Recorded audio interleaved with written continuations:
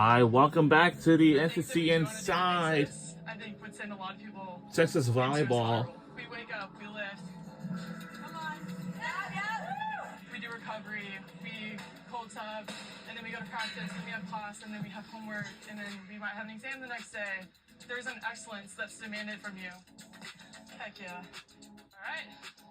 The explosiveness and energy of Texas volleyball is no accident. It is a plan designed with purpose. There are a lot of similarities between a setter and a quarterback in the fact that they're running our offense. Ella Swindle demands more than most. Her position on the team is a setter. Yes! Let's go!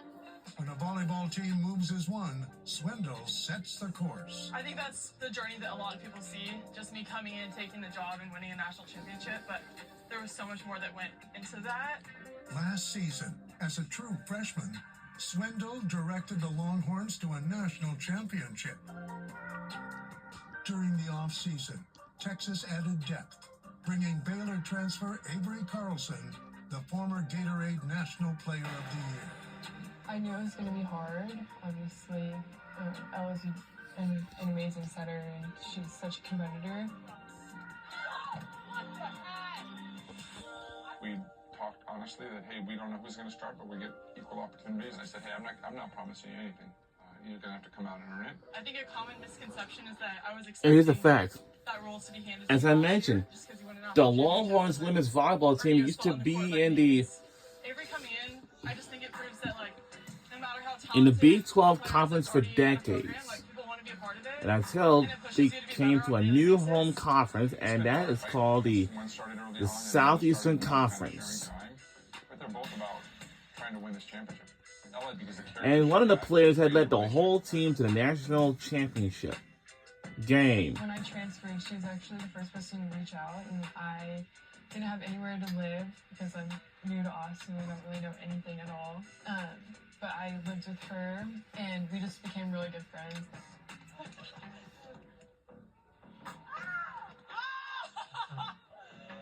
Did we win? We push each other so much, but off the court we're also like best friends, which I think is super cool and also super rare. Oh, I just missed every shot, so. I love Ella to death, and she does the same to me. Ella and Avery provide leadership. Players like Emma Halter add heart and soul. A lot of coaches would tell you the defensive position, the DS, the libero, to be great at it, you kind of need this grittiness. I'm going to go out there and just fly around and kind of sacrifice my body. We're hitting the ground a lot. It's just about this grit and determination to keep it off the ground. And Emma brings that. She sets the tone for our defense for sure. I'm not like the strongest, I'm not the tallest, I'm not the fastest, so just like bringing a lot of my passion into the game and just giving it all I have every single day is like what I could do, and I found that to be really successful for me, so I'm just kind of stuck with that. Oh, I'm not partner. No, you didn't do that.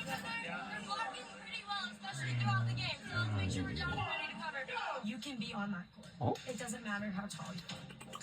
The Longhorns are a rare team, where being on the bench is like being in a game all to itself. That is my answer.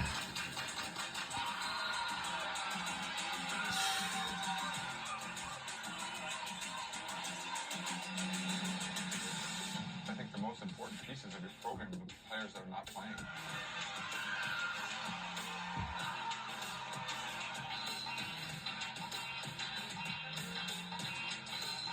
I think it's a really important piece of like what sets us apart from other teams in the country. It's super challenging for them emotionally when they've always been the superstars coming in and now they're not playing. When you teach them how to get rid of all that stuff and to be a part of a team, to have joy in that.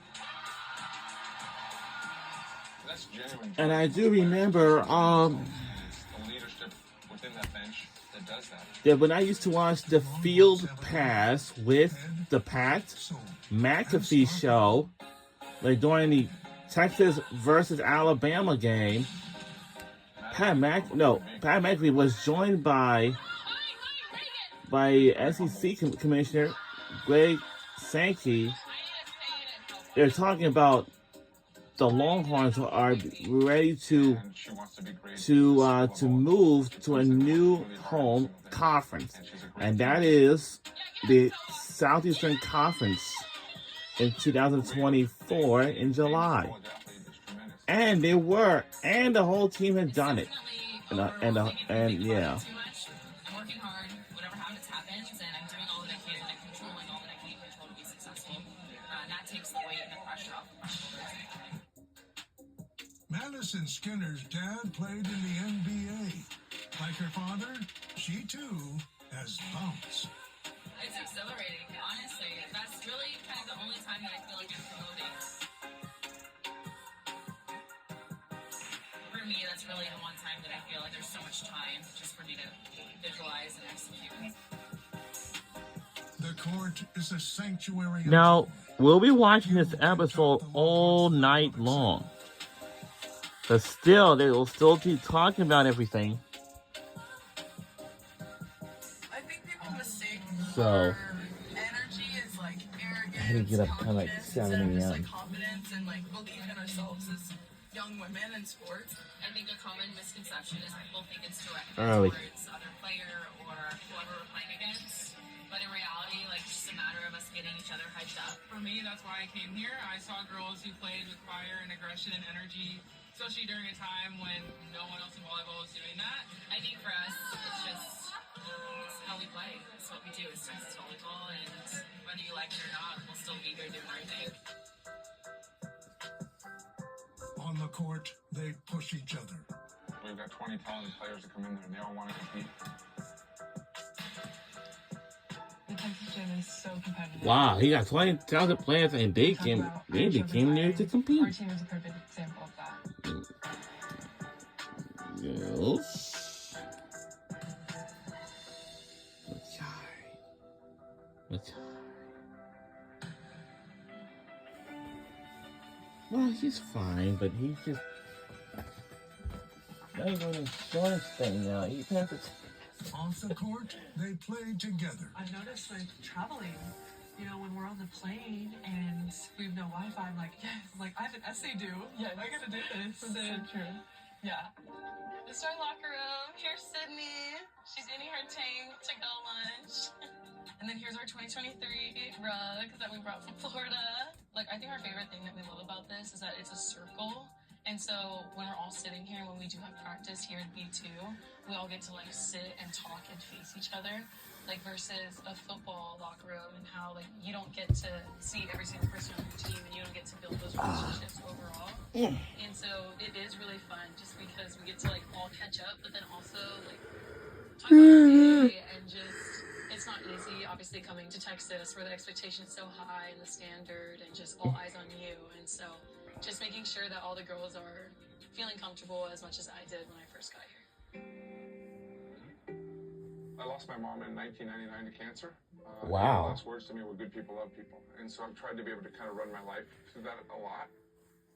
Like when we hear good people love people, it reminds me of like obviously Jared's mom told him that like those were like her last words that he heard from her. And so it's really special to every single person on our team just because we know how important that is to him. We're always saying thank you to those who help us in our program and help us succeed. And so when it comes to good people love people, it's just not even just on the court and treating each other with kindness, but treating every single person who's helped us get to where we are now. We're, in essence, kind of a second family for them, right? Like we make a lot of decisions. They control their emotional stability. I can be a jerk. I can run them in the ground. I can make them have a miserable time, or I can pump them up and making sure that they feel comfortable to be empowered to be able to make decisions to be successful on and off the court. And I think that's where the true value of a coach comes in. You're becoming a volleyball player.